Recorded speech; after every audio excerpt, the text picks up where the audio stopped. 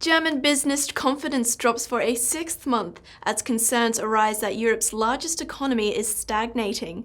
On the line with me now is Claus Vistesen to discuss this data further. Claus, welcome to Dukascopy. Now let's begin with the data out today, that German business confidence has dropped again for a sixth month. Many are predicting very little, if any, growth for the second half, and that the economy is stagnating at best. Is it all doom and gloom, or can they avoid a slump? I think, it depends a little bit. We're going to get the third quarter GDP soon, and it doesn't look very nice for the German economy because you had a big slump in industrial production in August, and even if that comes back in September, you're probably going to have more or less another disappointing quarter with very modest growth, and that comes on the back of a second quarter, which was a contraction. So, it doesn't look very nice for the euro area's largest economy at this point in time. The business confidence, the IFO index, continued its downward trend, and if you only look at that index, you're looking at downside risk for the economy. This is not 2011 or 2008. I mean, we're not seeing the kind of calamitous decline in indicators we saw in those two crises. But it's not very good, because when the German manufacturing sector and German export sector is not growing or is having difficulty, as is the case now, the Eurozone economy has very large challenges in terms of generating growth, because that's really the only engine of growth there is. So this is quite worrying from a short-term perspective in terms of this index not really pointing to any sign of an uptick in growth for the rest of the year. The only qualifier you could add here is that it's kind of at odds with what we're getting from the PMI survey.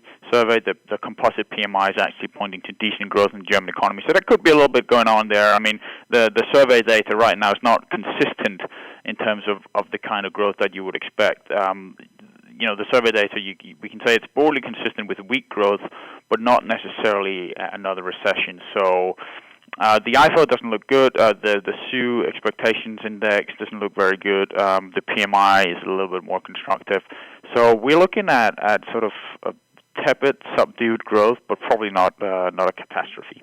Where are these risks for Germany coming from?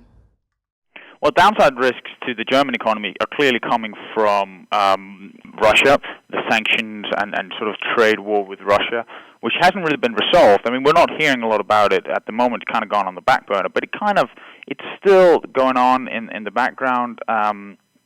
If Russia responds with counter sanctions in terms of the gas supply, that's going to hurt the German economy as well.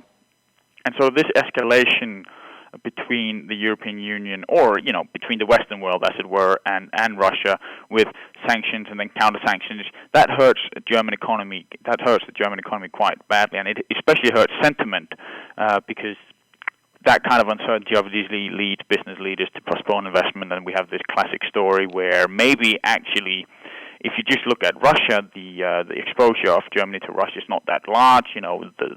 If you yanked out Russia from the export story in Germany, you'd still have decent export potentially to the U.S., China, and the rest of the world.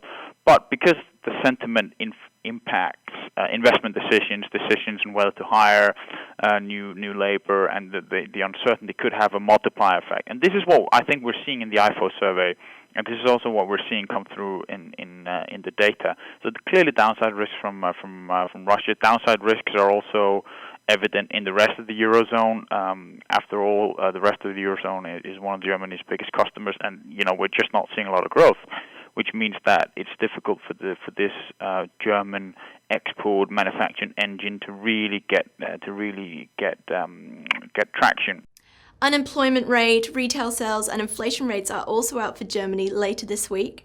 What do you hope to see in these releases? Well, the unemployment rate is probably going to be unchanged at 6.7%, which is the percent that the German Statistical Office is currently running with in terms of. I mean, it depends a little bit on whether you look at Eurostat numbers and what kind of numbers you look at, but I expect the unemployment rate to be unchanged. The more interesting bit of that release is the claims number. We get a monthly unemployment number, which basically a little bit like the non-farm payroll number and the claims number in the U.S. It's not widely watched, but it will tell us a little bit of where the trend is going. And recently, the trend has been poor in that specific data point, and I'm looking for whether we're going to see another positive increase in the unemployment rate. This is to say another bad number as we've seen. On retail sales, that's been one of the brighter spots in Germany and indeed in the Eurozone for the last 6 months. I would expect sort of decent numbers, nothing spectacular. But again, retail sales in Germany are important insofar as it's the Eurozone's largest economy. But for growth in Germany, in terms of correlating with GDP and trying to figure out where the German economy is going, retail sales actually don't have much bearing because, well, it's the manufacturing sector that tends to drive growth in the Eurozone in Germany. And finally, on inflation, I expect a slight uptick to 0.9% in line with the consensus. I don't have any reason to be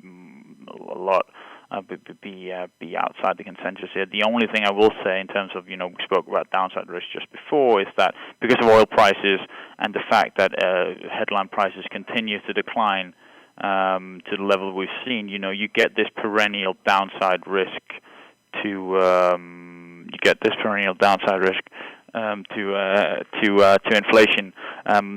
Also not only in Germany but also in other Eurozone economies where you have outright deflation. So that's one thing. That's one data point to watch, whether you see some variations in core and headline inflation that could point to further downside risks, but I don't expect it. Thanks, Klaus. Great to speak with you. That's all from me for now, but keep checking the Dukascopy TV website for regular updates and interviews. Bye for now.